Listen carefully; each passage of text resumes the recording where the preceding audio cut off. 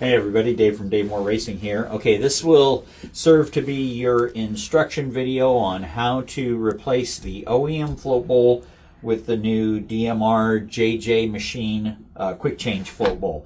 So you're going to obviously need your old carburetor and a Phillips screwdriver, a small flat screwdriver, a 5mm, and a 6mm. So what we're going to do is obviously drain the fuel out of this, and then we will pull the screws out of the bowl,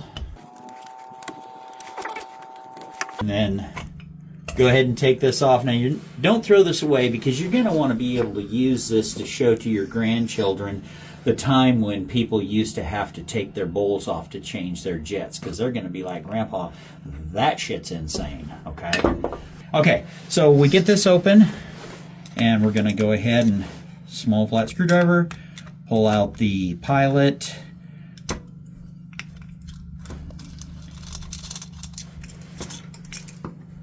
and set that aside. Pull out the main,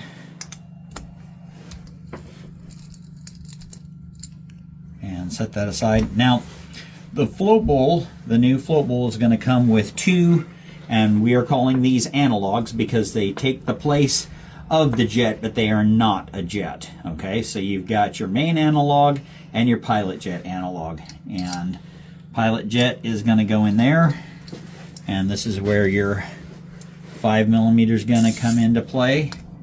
And just put this down and just snug it. Do not over tighten. Put the main analog in, and once again snug it. The bowl will come with some extra O-rings here. We haven't had any problems with them, but just put them in just in case you guys do.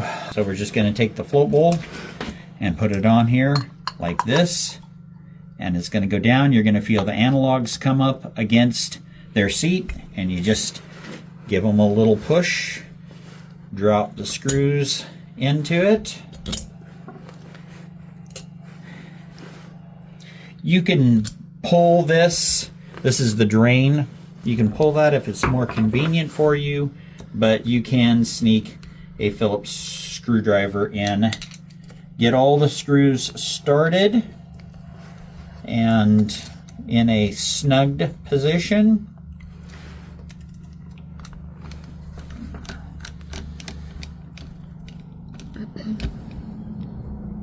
And then snug them all down. You don't have to go gorilla tight, but just make sure they're snug. Okay, then we're going to remove the quick change cap. We're going to drop in the pilot,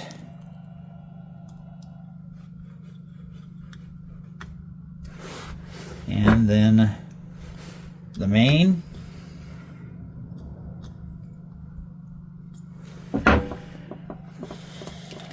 Put the cap back on. Make sure you get the threads lined up.